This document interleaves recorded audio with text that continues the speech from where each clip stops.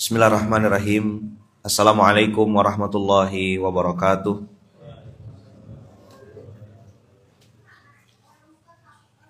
Alhamdulillahirabbil alamin. Alhamdulillahilladzi bi ni'matihi tatimmus shalihat. Alhamdulillahilladzi hadana li hadza wa ma kunna linahtadiya laula an hadanallah. Asyhadu an la ilaha illallah wa asyhadu anna Muhammadar Rasulullah. Allahumma shalli ala sayyidina Muhammad wa ala ali sayyidina Muhammad. Rabbi shrah li sadri wa yassir li amri wahlul 'uqdatam min lisani yafqahu qawli. Amma ba'd.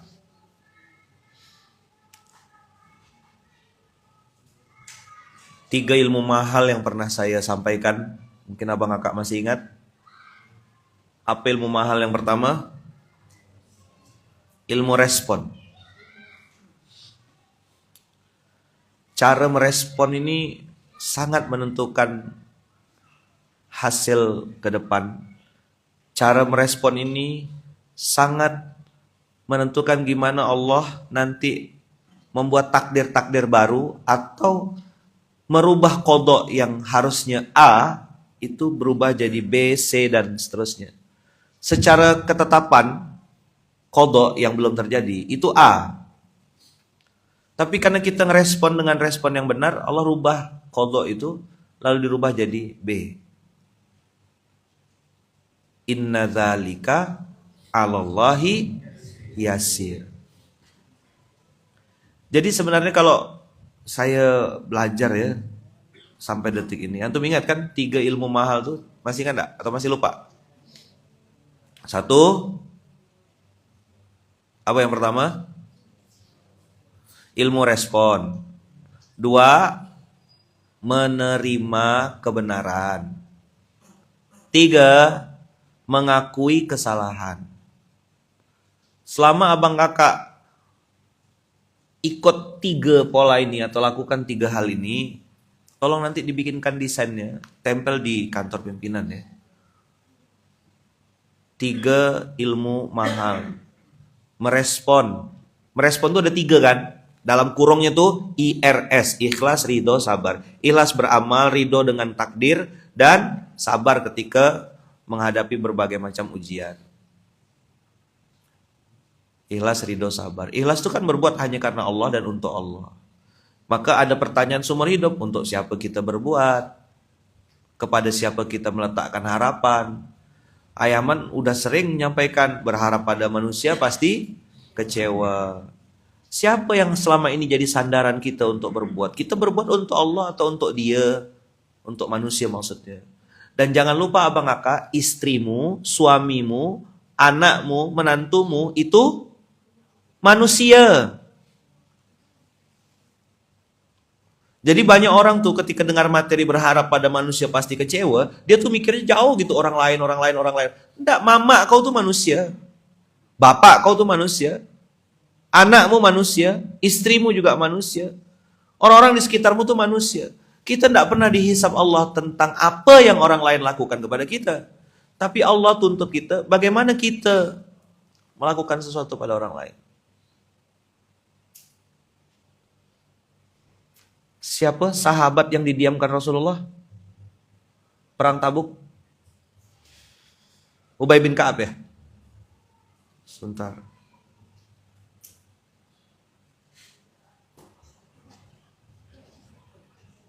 Lima 50 hari. Iya kan? Ka'ab bin Malik. Nggak ikut perang kan? Main kan tuh Rasulullah tak tegur dia, diam ya, dibiarkan sama Rasulullah. Ka'ab gimana? Marah-marah? Nggak, muhasabah kan? Introspeksi, muhasabah. Sama juga abang kakak. Ada orang-orang yang kita kadang-kadang sudah ngerasa gitu. Namanya gak sudah ngerasa. Nggak ada salah aku. Bilang nggak ada salah itulah salah. Bacalah nanti kisah Ka'ab bin Malik ini. Setelah menempuh perjalanan panjang dan lama dari Tabuk, Rasulullah dan pasukan kaum muslimin tiba di Madinah. Setibanya di Madinah, Rasulullah memasuki masjid lalu sholat 2 rakaat. Demikianlah kebiasaan beliau setelah melakukan perjalanan jauh. Lalu beliau sallallahu alaihi wasallam duduk dan orang yang tidak ikut dalam perang Tabuk mulai berdatangan menemui beliau sambil menjelaskan alasan mereka tidak ikut dalam perang Tabuk. Orang-orang munafik yang tidak ikut dalam peperangan tersebut menyebutkan berbagai alasan dusta, namun Nabi tetap menerima alasan yang mereka ucapkan. Membaiat mereka kembali dan memohonkan ampunan buat mereka, sedangkan urusan hati mereka diserahkan kepada Allah. Jadi di zaman itu pun yang bual buta-buta tuh, bohong-bohong tuh banyak juga. Di antara yang tidak ikut perang Tabuk adalah 3 orang sahabat Rasulullah yang mulia, Ka'ab bin Malik, Hilal bin Umayyah, dan Murarah bin Ar-Rabi radhiyallahu anhum. Berbeda dengan orang munafik yang menyampaikan alasan palsu, 3 orang sahabat yang mulia ini menyampaikan kondisi mereka yang sebenarnya. Jujur berarti kan? Mereka mengaku tidak memiliki uzur yang menghalangi mereka untuk mengikuti Rasulullah dalam perang Tabuk tersebut. Mereka melakukan itu dengan harapan agar Allah Azza wa Jalla berkenan mengampuni kesalahan yang mereka telah lakukan itu. Untuk lebih jelasnya mari kita simak penuturan sahabat mulia Ka'ab bin Malik radhiyallahu anhu. Saya tidak pernah tertinggal dari Rasulullah sallallahu alaihi wasallam dalam peperangan apapun kecuali perang Tabuk. Walaupun saya pernah tertinggal dari perang Badar, tapi Rasulullah tidak mencela saya dan siapapun yang tertinggal. Karena waktu itu kami mengira Rasulullah keluar hanya untuk menghadang kafilah dagang Quraisy, hingga akhirnya Allah Azza wa Jalla mempertemukan beliau dengan musuh-musuhnya. Saya belum pernah merasa lebih kuat dan lebih mudah daripada keadaan saya ketika tertinggal dari beliau dalam perang Tabuk. Demi Allah, saya belum pernah mengumpulkan 2 kendaraan sama sekali dalam sebuah peperangan kecuali perang Tabuk. Apakah Ka'ab bin Malik well prepared? Mempersiapkan dengan benar? Iya, dia siapkan semua tuh. Meski demikian, keadaan beliau radhiyallahu anhu, namun di saat kaum muslimin mempersiapkan diri untuk berangkat ke medan perang, beliau radhiyallahu anhu pulang dan tidak bergegas melakukan persiapan. Beliau, Ka'ab bin Malik maksudnya, terus menunda-nunda persiapan, sehingga akhirnya benar-benar tertinggal oleh pasukan kaum muslimin yang berangkat bersama Rasulullah sallallahu alaihi wasallam. Sepeninggal Rasulullah dan pasukan kaum muslimin, betapa gusar dan sedih hati beliau radhiyallahu anhu, karena melihat orang-orang yang masih berada di Madinah adalah orang-orang yang memiliki uzur, alasan yang dibenarkan syariat untuk tidak ikut berperang, atau orang-orang yang dikenal sebagai orang munafik. Menjelang kedatangan Rasulullah, keinginan buruk muncul dalam benaknya. Ka'ab bin Malik anhu mengatakan ketika sampai berita bahwa Rasulullah dan kaum muslimin bersiap-siap untuk kembali, muncul keinginanku untuk berbohong. Luar biasa nih.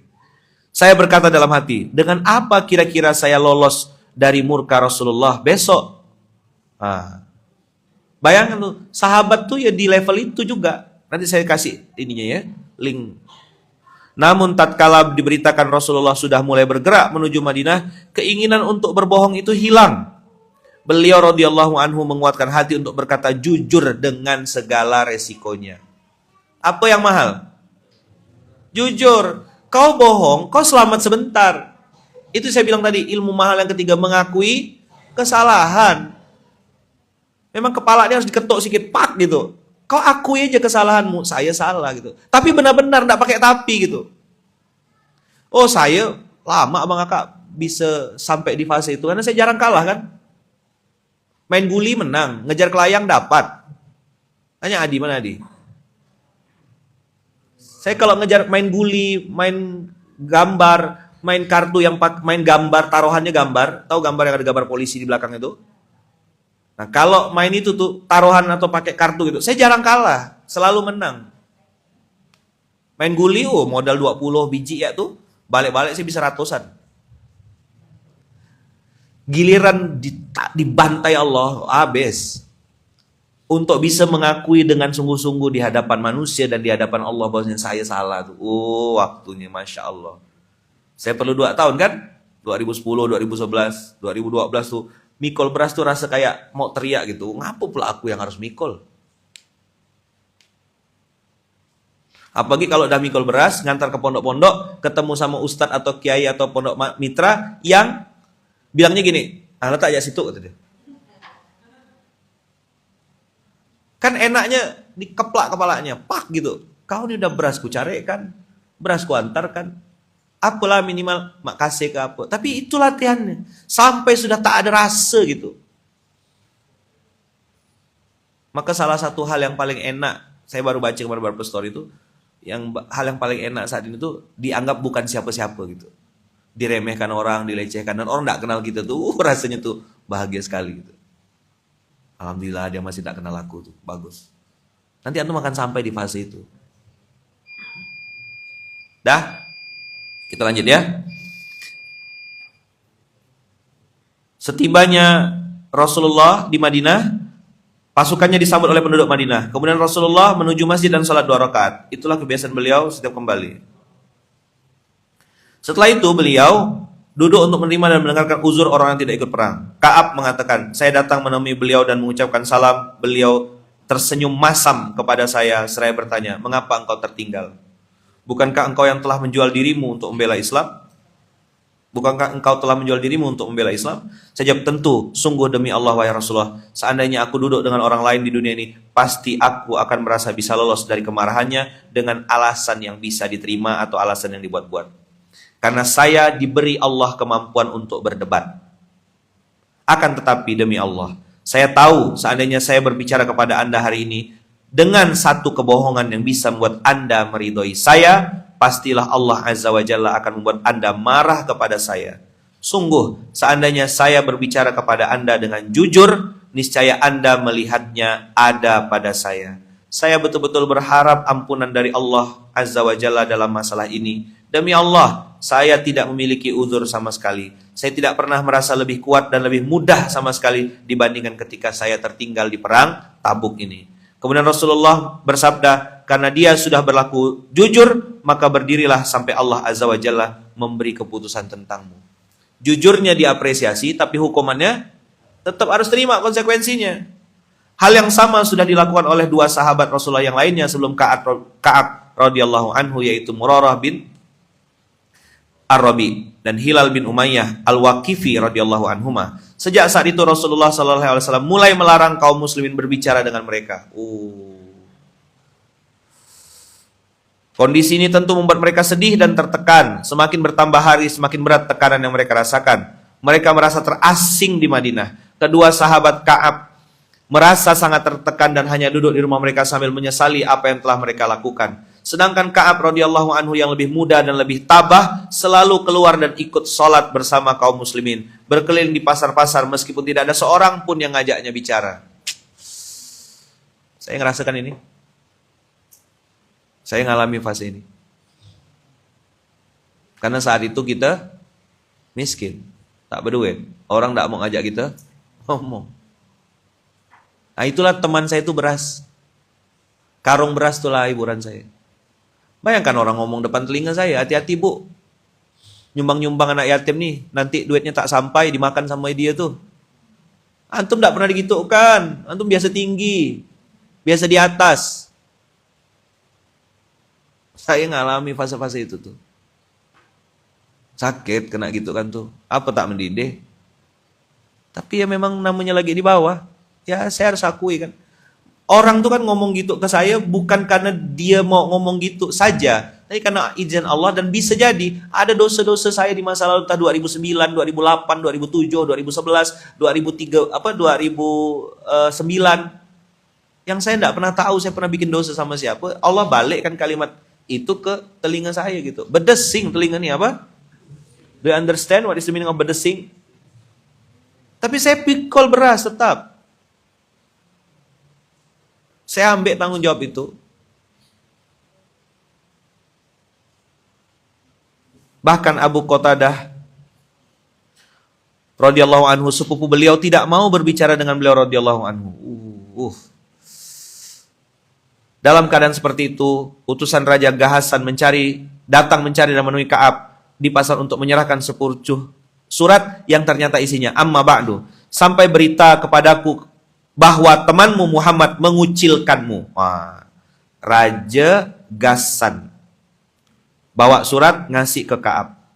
Allah tidak akan menjadikanmu tetap di tempat yang hina dan tersia-sia. Datanglah kepada kami, niscaya kami akan memuliakanmu. Oh, mantap.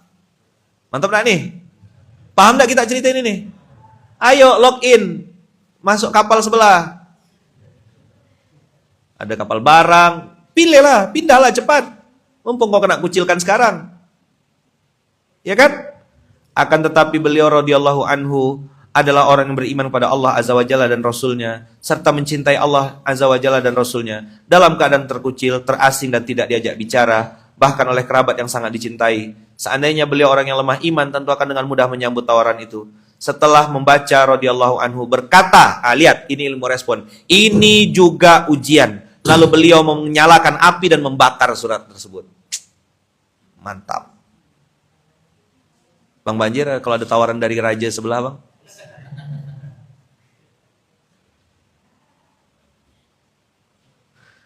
Demikianlah seharusnya dilakukan oleh orang yang ingin menyelamatkan diri dari fitnah, menghancurkan sesuatu yang menjadi sebab timbulnya fitnah bagi dirinya. Sebentar, saya berhenti dulu. Kira-kira Bang Aka, kalau misalnya Ka'ab waktu itu mengambil keputusan dan pindah ke Raja Ghassan tadi, kira-kira bagaimana endingnya? Hah? Baper loh, baper. Baper. Ada peluang, ambil tak? Itulah yang saya rasakan 2016. Itulah yang Ayaman rasakan 2016. Waktu saya, jangankan nerima laporan keuangan, masuk ke ruangan Baitul Mal aja tidak boleh, di depan rumah ini. Saya tak enak ngomong gini ya. Itu rumah, harusnya saya yang tinggal di situ. Dikasih sama Tok Ahmad, sama Tok Ya. Tapi saya tak boleh tinggal di situ. Tak mau tinggal di situ, kata Bunda kebiasaan. Kita ngontrak aja. Itulah asbabun nuzul kami ngontrak. Rumah yang pusat dakwah, kan Tok Ahmad belikan tuh, inilah yang pusat dakwah, yang Baitul Mal sekarang. Jadi saya jangankan buka laporan keuangan, Van, masuk ke kantor Baitul Mal tuh pun tidak boleh. Marahlah, ya kan? Tambah lagi ketika kami masuk ke dalam, beliau-beliau yang terhormat tuh lagi main PS di dalam, kaki diangkat.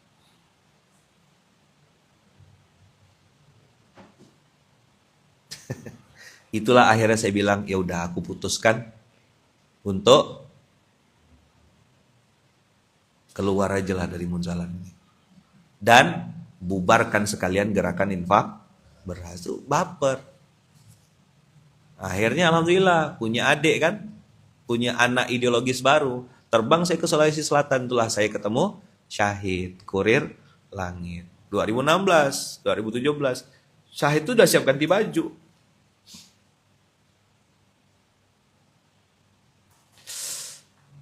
Jadi mantap sekali gitu ngeritis dakwahnya. Saya sempat pernah ceritakan sama teman-teman kan, kesal, marah, dongkol itu tidak mampu ngelampiaskan, dan tidak mungkin saya lampiaskan ke anak-anak saya gitu, ke Bunda apalagi kan, orang dia yang membersamai kan. Akhirnya saya teriak dalam bak, semua saya teriakkan tuh, apa-apa yang ngelampiaskan, karena udah samsak tinju tidak ada, mau ninju dinding pasti tangan saya yang kalah kan gitu.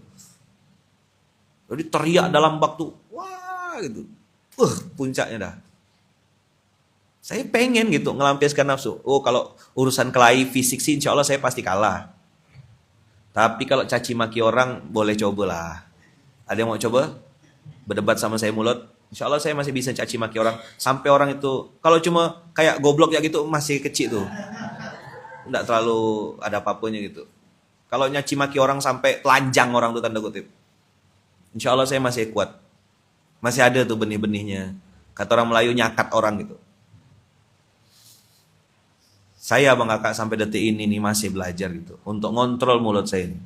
Makanya saya nebus dosanya dengan mulut. Dah ya, kita lanjutkan. Demikianlah seharusnya yang dilakukan oleh orang yang ingin menyamakan diri dari fitnah. Menghancurkan sesuatu yang menjadi sebab timbulnya fitnah bagi dirinya. Ka'ab radhiyallahu anhu juga mengatakan 40 hari berlalu ketika utusan Rasulullah datang menemui saya dan mengatakan, sesungguhnya Rasulullah memerintahkan agar engkau menjauhi istrimu. Kira 40 hari disuruh akur, baik, malah menjauhi istrimu. Saya bertanya, apakah saya harus menceraikannya atau apa yang saya lakukan? Katanya tidak, engkau hanya diperintah agar menjauhinya dan jangan mendekatinya. Seperti itu juga yang disampaikan kepada dua sahabat lainnya. Kemudian saya katakan kepada istri saya, kembalilah kepada keluargamu, tinggallah di sana sampai Allah memutuskan perkara ini. Anda bisa bayangkan enggak? Kayak gimana kondisi Ka'ab waktu itu? Masya Allah. Akhirnya beliau radhiyallahu anhu melewati hari-harinya dalam kondisi semakin Kondisi demikian selama 10 hari sampai genap 50 hari sejak Rasulullah melarang semua sahabat berbicara dengan 3 orang sahabat yang tidak ikut dalam perang Tabuk. 1 bulan lebih wahyu tidak juga turun. Itulah salah satu rahasia hikmah Azza wa Jalla dalam setiap urusan-urusan besar, sehingga kaum muslimin benar-benar merasa rindu dengan wahyu itu. Pada hari ke-50, kerinduan hati para sahabat terhadap wahyu terobati. Luapan kegembiraan terlihat jelas dari ucapan dan perbuatan mereka. Ka'ab menceritakan peristiwa mengharukan itu. Beliau radhiyallahu anhu mengatakan, seusai salat subuh di hari terakhir ke-50, ketika saya sedang berada di atas rumah, persis seperti diterangkan Allah Azza wa Jalla, jiwa terasa sesak dan bumi pun terasa sempit, padahal dia begitu luasnya. Saya mendengar suara teriakan di atas bukit Cadas. Dia berteriak sekeras-kerasnya, wahai Ka'ab bin Malik, bergembiralah.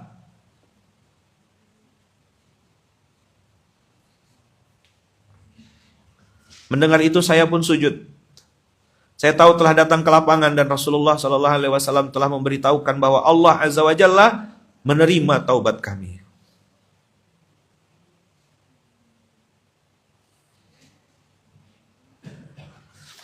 Kaum muslimin berduyun-duyun memberi ucapan selamat kepada saya dan 2 sahabat itu.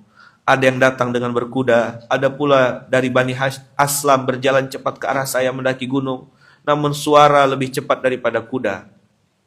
Setelah pemilik suara itu datang, saya melepas baju saya dan memberikan kepada orang itu sebagai hadiah atas berita gembira tersebut. Padahal demi Allah saya tidak punya baju lain selain itu pada hari itu. Akhirnya saya meminjam sehelai baju dan mengenakannya lalu berangkat menemui Rasulullah. Orang-orang pun berduyun-duyun mengucapkan selamat kepada saya. Kata mereka, selamat karena taubatmu diterima oleh Allah.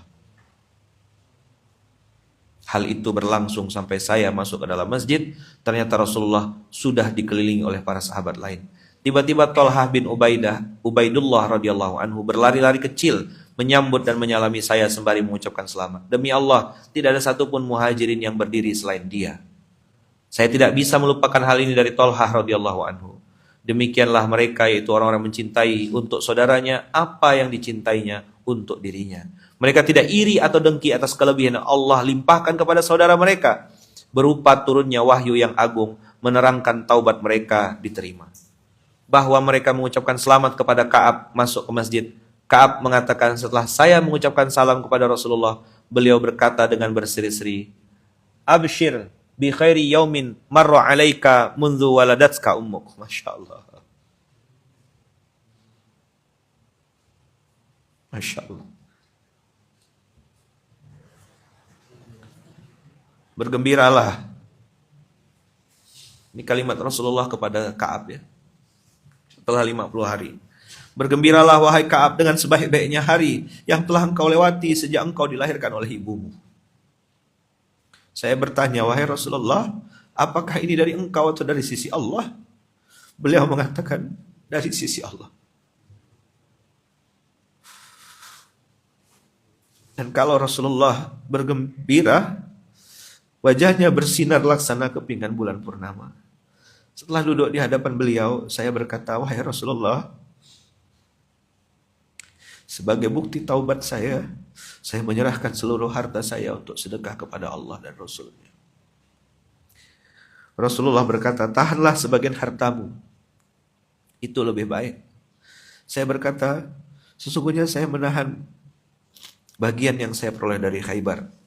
Kemudian saya berkata lagi, wahai Rasulullah, sesungguhnya Allah Azza wa Jalla telah menyelamatkan saya dengan wasilah kejujuran.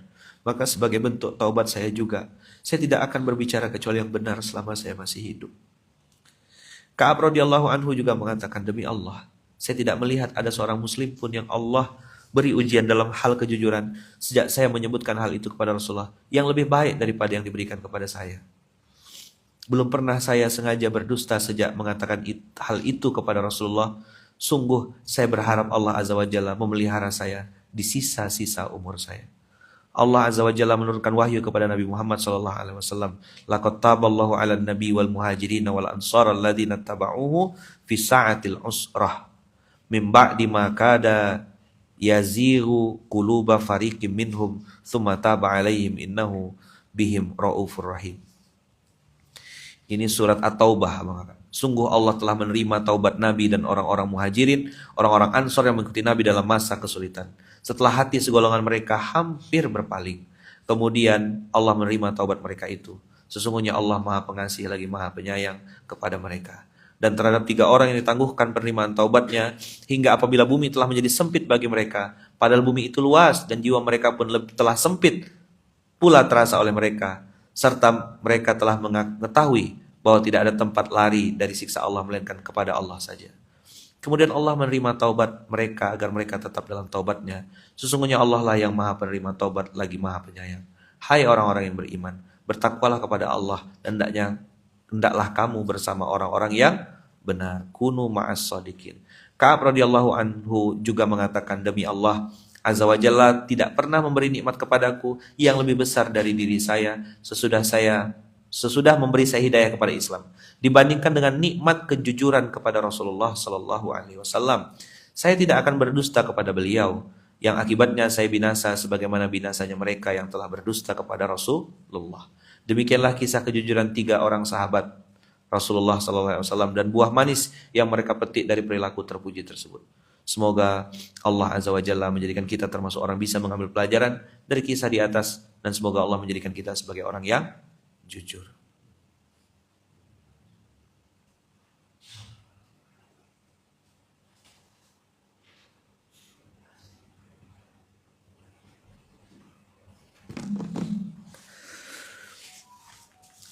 Apa sih yang sebenarnya Allah minta dari kita, Bang Kakak? Jujur ngakui salah. Saya juga bukan orang baik, Bang Kakak. Maka baju saya itu hitam. Dan itu bukan dress code fashion. Bagi saya hitam putih itu falsafah hidup. Apa hitam putih itu? Falsafah hidup. Ada hak, ada batil. Kotoran atau aib itu ya ujian. Sebagaimana pahala, pujian, apresiasi manusia itu juga ujian. Saya justru lebih takut sama pujian orang.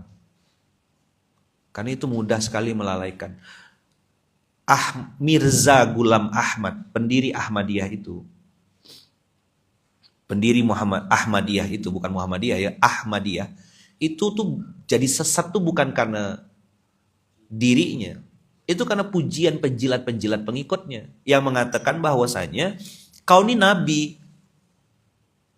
Karena namamu disebut Allah dalam Quran. Ismuhu Ahmad, bukan Muhammad. Awalnya Mirza Ghulam Ahmad menolak atau menerima? Menolak. Enggak, bukan. Muhammad bin Abdullah. Kamu guru, antum. Kalau udah kena antum kan nih? Kan bisa jadi hantu habis itu. Akhirnya para sahabat dan orang sekeliling Mirza Ghulam Ahmad terus mendorong, antum. Orang soleh itu antum, luar biasa antum nih. Pokoknya antum nih, Masya Allah lah. Sampai akhirnya orang ini bisa mengatakan begini, ana nih kagum sama diri ana sendiri. Apa? Dia akan bilang ini, ana ini Masya Allah. Ana ini Masya Allah. Jadi abang kakak, ujian manusia itu justru lebih berbahaya ketimbang caci maki orang. Ka'ab ini sampai dimention namanya sama Allah di ayat yang turun 117 118. Dimention sama Allah namanya 3 orang kan, di tag gitu bahasanya. Karena kejujurannya. Caci maki itu 50 hari tapi dia selamat. Dunia akhirat selamat. Abang kakak, dunia ini kan panggung sementara. Apa? Dunia ini panggung sementara.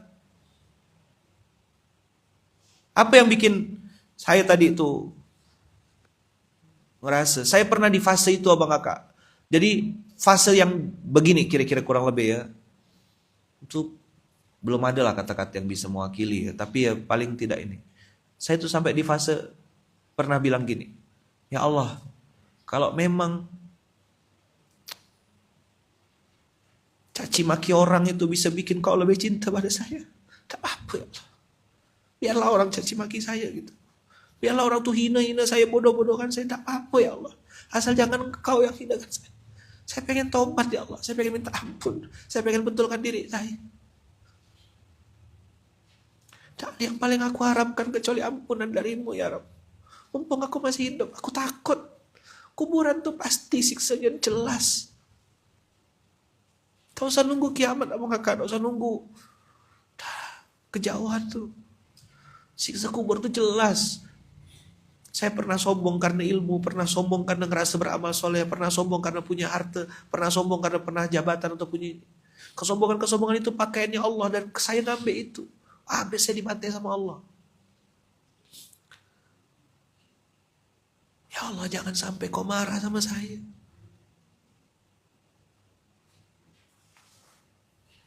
Sepi, sendiri.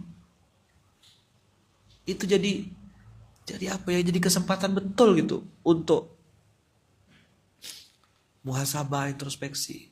Dan cerita Ka'ab ini bukan cerita yang hanya berlaku di zaman itu gitu. Antum sedang berbisnis, lalu kaya raya, orang-orang banyak mengelilingi antum. Ya itu wajar. Mereka dekat tuh karena duit, kepentingan. Tapi saat antum sedang bangkrut, saat antum sedang tak punya duit, tak punya pengaruh, apa sih yang Allah minta? Apa yang Allah minta? Minta kita balik ya. Minta kita ngaku. Kenapa Allah yang maha tinggi tidak mau turun ke kita? Kita ngerasa tinggi selama ini. Dan tidak bisa di mulut abang kakak. Tidak bisa di mulut.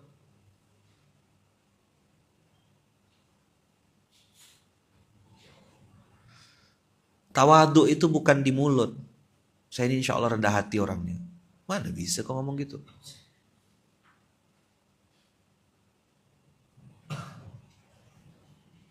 Benih-benih kesombongan, kalau iblis tidak berhasil bikin kita sombong karena harta, jabatan, dan ilmu, iblis akan bikin kita sombong karena merasa diri kita lebih baik daripada orang lain. Itulah yang bikin masuk paret tuh. Maka saya bilang hitam putih ini bagi saya bukan dress code untuk fashion. Hitam putih ini kesadaran saya gitu. Di saat yang sama ada amal soleh. Di saat yang sama Allah kasih juga ujian saya untuk bermaksiat.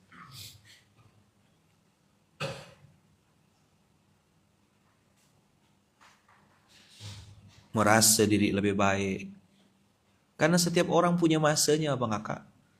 Dan setiap masa ada orangnya. Bayangkan buah dari kejujuran nama mereka atau kejadian mereka itu dimention Allah dalam Quran. 50 hari tanda kutip mereka kena karantina. Tapi pasca 50 hari sampai hari ini masih wangi nama mereka. Apa? Kejujuran kan? Al-Amin itu jujur. Dan antum pun tidak perlu sedih gitu. Saya kan bukan nabi. Saya sudah bilang kita berbuat untuk siapa dan karena siapa. Saya bilang juga sama kawan-kawan, Munzalan ini bukan tempat yang terbaik. Di sini udah jelas tagline-nya we are nothing, Allah is everything. Kami sangat sadar banyak kekurangan. Tanyalah sama konsultan-konsultan yang datang tuh. Oh, bocor sana, bocor sini, betulkan sana, betulkan sini. Banyak sekali kekurangan, sadar betul dan tahu. Mengakui kesalahan itu tidak enak. Tapi buahnya manis. Kita terus pengen berbenah, terus pengen perbaiki diri. Saya bilang, saya tidak pengen mati sia-sia, mati konyol, tidak mau. Mati sangit, tidak mau. Saya pengen mati bermanfaat. Kesalahan ya pasti. Sebelum antum bilang apa yang kami lakukan ini salah, kami udah sadar diri, makanya kami panggil konsultan, makanya kami panggil orang yang ngerti. Kami tak punya ilmunya. Dan tak pernah nyangka Munzalan ada di titik ini, tak pernah nyangka. Saya dengan To'ya kan berpikir seperti omongan orang waktu itu, sempat terpengaruh saya. Ketika mereka bilang, Munzalan nih, gerakan kau nih, kata dia, bisa besar di Sungai Dalam, ya, di Pontianak, ya bagus dah. Dan menurut saya itu make sense. Benar kalimat itu tuh. Saya siapa? Nggak punya apa-apa, ya kan? Terus mikul-mikul beras. Yang waktu mikul tuh orang masih tual tak situ tuh. Pakai bibir situ Saya yang mikul berasnya. Ya minimal kan apa kalau biasa orang mengantarkan barang. Kasih bang. Dah ini situ Ini saya tidak mau cerita ya. Ngerobohkan ego itu bukan setahun 2 tahun abang kakak. Dan itu pun masih dianggap salah. Salah terus. Ya namanya orang tak berduit. Namanya orang lagi di bawah. Itu yang saya minta kita apalagi pengurus-pengurus pusat. Robohkan egomu. Jangan jadi ego plat Jakarta. Namanya. Apa yang kita harapkan abang kakak dari proses kita merobohkan ego kita tuh? Taballahu alaina. Allah terima taubat kita. Makanya nomor 1 kan saya bilang pergi umroh minta apa? Minta ampun. Bukan tidak boleh minta rezeki. Tapi saya udah coba. Pergi umroh minta ampun dengan niat bertaubat dan memperbaiki diri. Masya Allah, tabarakallah. Allah kasih hadiah luar biasa indah. Jadi saya nengok Ka'bah tuh, nengok betapa kotornya dan hinanya diri saya, lalu bilang sama Allah, ya Allah, aku yang kotor hina nih kau panggil lagi ya Allah. Banyak aib dosaku. Kau yang lebih tahu. Manusia sih puji-puji semua, tidak tahu mereka puji beneran atau jilat kan. Tapi engkau ya Allah, mana bisa aku lepas dari kau ya Allah. Mana aku bisa lepas dari pandanganmu, dari tatapanmu. Kau tahu betapa kotor dan busuknya hati aku nih, betapa kotor dan busuknya aku saat sedang sendirian. Kau tahu ya Allah, tapi kau panggil lagi. Berarti kau kasih kesempatan aku untuk taubat. Aku datang tidak minta apa-apa ya Allah, minta ampun sama engkau. Maka setiap orang tanya saya berapa kali ayam datang umrah, saya bilang baru yang pertama. Kenapa di masjid ini banyak hitam emas? Ada ayatnya kan. Ainama tuwallu wujuhakum fawalli wajhaka syatral masjidil haram. Kemanapun kau memalingkan wajahmu, palingkanlah wajahmu ke Masjidil Haram. Maksudnya hadirkanlah rasa di Baitullah itu sampai ke Indonesia ini gitu loh. Memang kau tidak sering ke Baitullah, tapi kan bisa menghadirkan Baitullah sesering mungkin di hatimu, bisa tidak?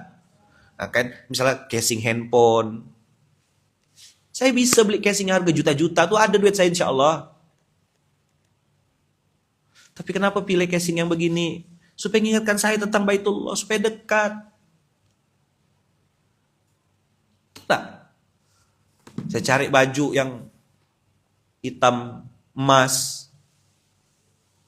Kemarin dapat sendal warna hitam emas. Ada yang nengok sendal saya? Oh, enggak nengok ya. Mengingatkan saya Baitullah. Gorden ini kan tadinya hijau. Saya ganti. Ada kiswah di masjid kita nih. Background kita multazam. Ini coding semua bang kakak. Kalaulah. Ya. Kita nih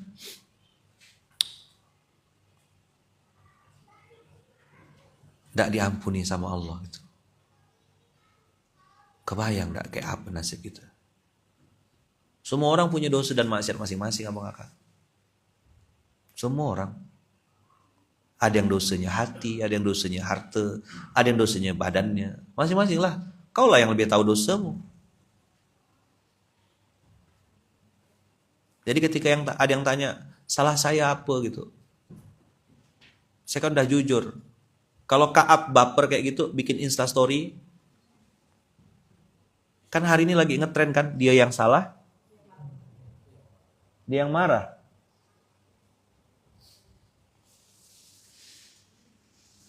Abang kakak, klarifikasi itu bukan sama manusia. Saya dulu ingat ya zaman saya di Gontor. Ini penutup ya sebelum nanti habis Ustaz Fanan. Waktu saya di Gontor, ingat apa? Yang kejadian beberapa orang kena botak gara-gara main bola. Saya kelas 1 enggak pernah dibotak. Kelas 3 intensif enggak pernah dibotak. Termasuk santri yang mutia. Beberapa kali dengan izin Allah tuh ya katanya santri teladan gitulah. Kelas 5 apalagi itu well performnya lah. Saya bagian keamanan di rayon Anak Baru. Kelas 6 mau lulus gontor. Bulan apa tuh, Zar? Udah mau wisuda kan? Pertengahan tahun ya? Pertengahan tahun kan? Berarti kan tinggal hitungan bulan mau lulus jadi ustadz kan? Saya main bola ke lapangan Wisda. Lapangan Wisda tuh yang sekarang jadi Stadion Gontor. Kami lewat belakang. Saya, Nizar, Ustadz Heli Sardi. Siapa lagi ya? Pokoknya 21 orang. Almarhum Nanang Subhi. Mana ini enggak? Dia orang penting. Apa? Sekritir kan? Ente sekritir OPPM kan? Nah, saya main sama teman-teman teman-teman yang lain. Saya, Heli, siapa lagi?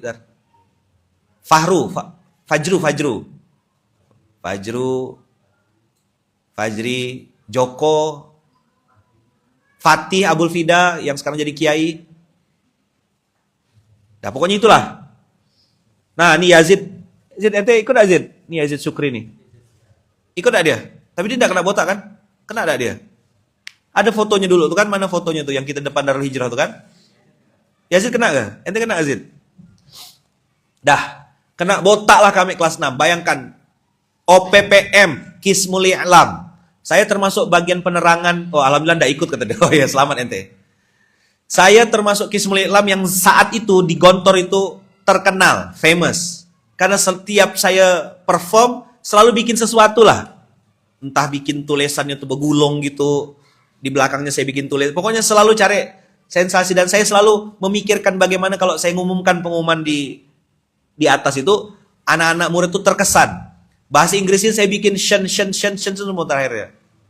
Misalnya kayak Uzbekistan, Kyrgyzstan, Kazakhstan, Siantana gitu. Jadi kalau bikin kata-kata tuh, kalau bahasa Arab saya minta Heli yang buatkan. Tolong buatkan yang ada akhirannya tuh syukron, jazilan, mubarakan, yang fathatain semuanya. Kalau bikin pengumuman tuh selalu ada seninya supaya anak-anak tuh semangat gitu untuk belajar bahasa. Dan saya suka bahasa Inggris, ya kan? Nah, jadi saya cari quote-quote bahasa Inggris yang bagus-bagus. Bisa kebayang. Apa?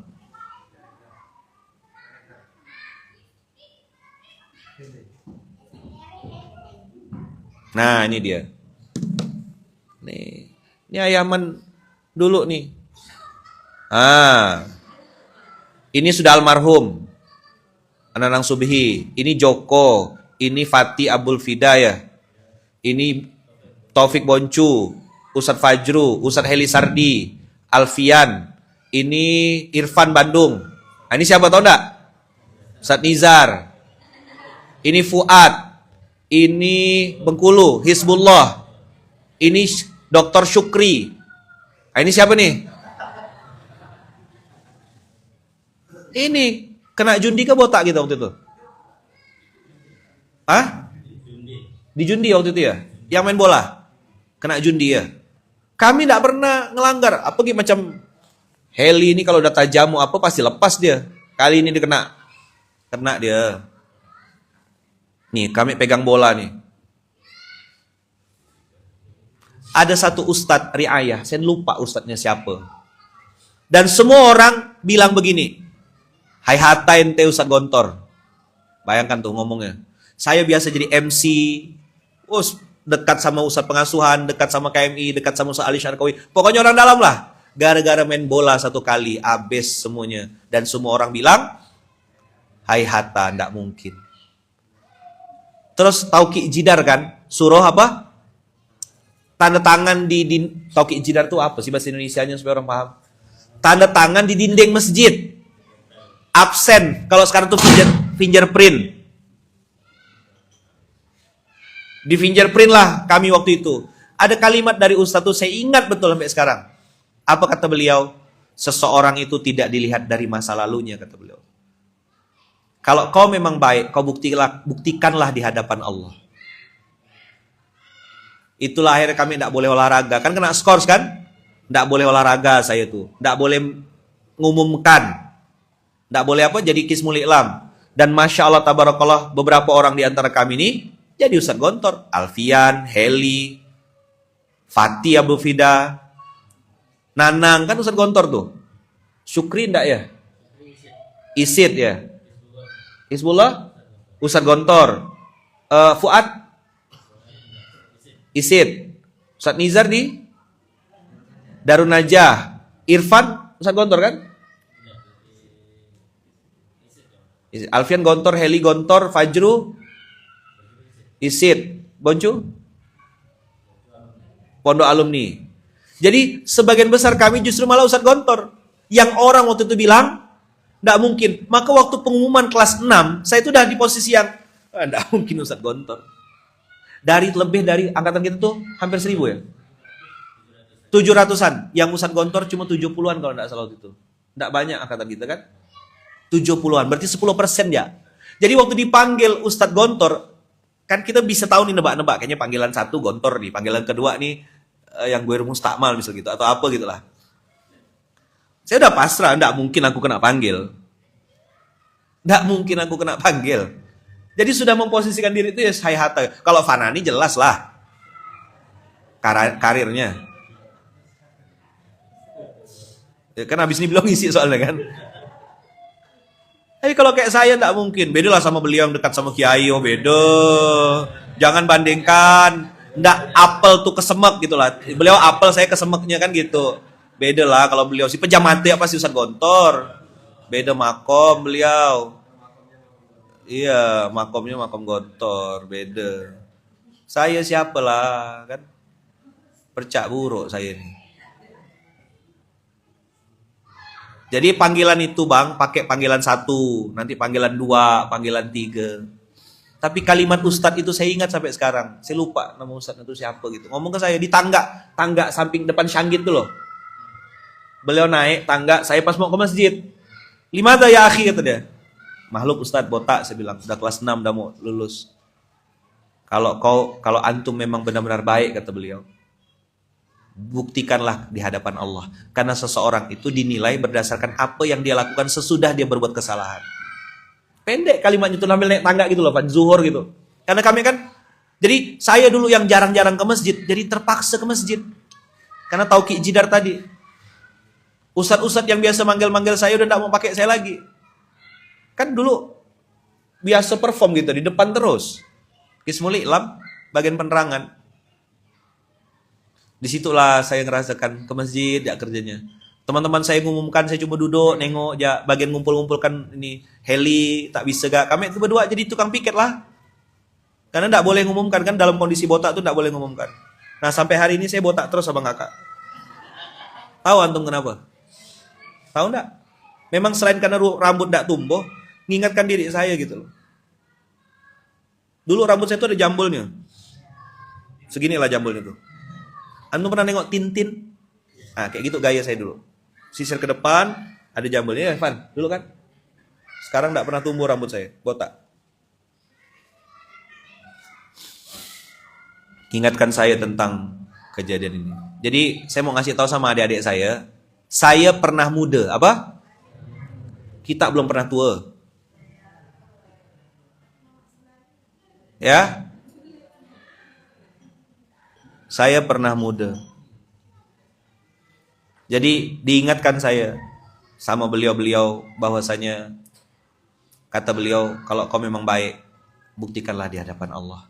Karena orang itu dinilai berdasarkan apa yang beliau lakukan sesudahnya. Termasuk wali kelas saya mengingatkan saya itu juga. Mirip-mirip kalimatnya, Ustadz Mugan. Wali kelas kan? Ustadz Mugan. Sekarang beliau jadi pimpinan pondok yang dengan izin Allah pondok yang beliau pimpin itu nerima beras dari gerakan Fak Beras. Wali kelas saya dulu yang ngasih nasihat saya. Beliau pernah ketemu sama saya waktu di Cianjur tuh, sampai cium tangan saya. Jangan Ustaz, saya bilang antum guru saya sampai kapanpun. Bukan basa-basi, saya bilang antum tetap guru saya. Antum orang yang pernah ngajarkan saya.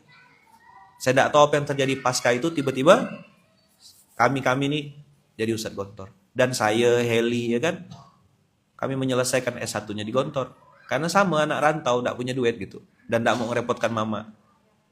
Alhamdulillah Allah jaga. Mudah-mudahan Allah jaga juga sahabat-sahabat saya. Ya, Ustadz Heli ya kan. CS betul kalau sama Heli kan. CS gitu. Kawan begila gitu lah. Urusan luar dalam hafal gitu lah. Makanya waktu di Malaysia pun saya tanda kutip cari korban siapa yang bisa ku cemplongkan ke kolam ini. Karena saya ngerasa bukan dunia saya. Heli Sardila yang saya masukkan ke perusahaan Baba dan Umi karena saya mau keluar. Saya mau keluar dari perusahaan itu, Baba dan Umi. Itu perusahaan multinasional Bang Kakak, perusahaan Baba. Profesional, betul-betul perusahaan besar. Bisnisnya apa? Baba dan Umi itu mebel, bikin produksi barang, meja, kursi dan segala macam dikirim ke luar negeri. Nah, Heli Sardi karena kawan CS kan, dah bro, Hel, kau yang masuk Hel, aku mau keluar. Gitu nente ya, gitulah bahasa dia waktu di awal. Tapi hari ini dengan izin Allah, Ustadz Heli juga bisnis, bikin usaha Lanon Furniture itu, ilmunya belajar waktu di Malaysia. Karena kena jorok kan, kena masuk kan. Saya check out, fokus di Tiansi waktu itu, multi level dan segala macam, belajar proses hidup. Heli di dalam gantikan saya, dia kan belajar itu. Hari ini Ustadz Heli dengan izin Allah, bisnis jatinya bisa go nasional dan go internasional. Ini termasuk meja yang ada di sini. Mana minta tolong apa ngasih tahu, minta doa nih, mau minta doa. Ini belum di launching Abang Kakak ya, baru sampel aja, baru sampel yang meja lipat. Mohon doanya dari Abang Kakak nih karena mumpung ngomongkan Heli gitu ya, minta doanya. Kemarin barusan teleponan. Nah ini salah satu produknya Ustadz Heli, kayunya kayu jati ya Bang Kakak. Dan ini meja MLQ namanya, meja lipat Quran. Ini hasil kita keliling-keliling sama Ustadz Heli, ya kan? Bagaimana supaya meja itu mudah. Nah, ini mejanya dari jatinya perhutani.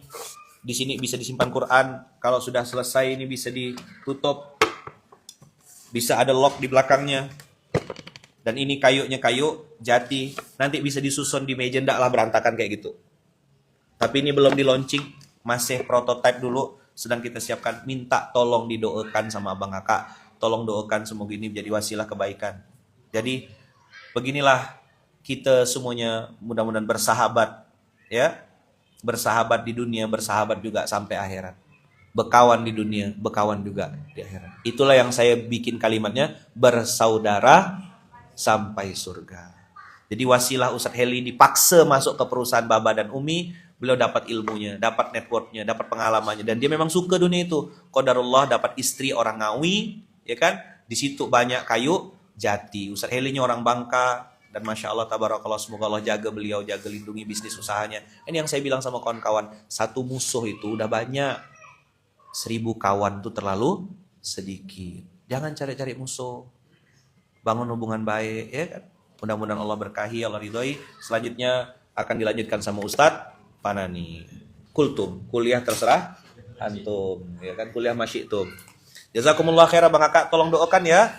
MLQ, meja lipat Quran. Ini bisa diwakafkan ya, bisa nanti disimpan di masjid-masjid. Doakan semoga ini jadi manfaat, jadi amal jariah, dan ini kayunya kayu jati perhutani dan ini tahan lama insyaallah.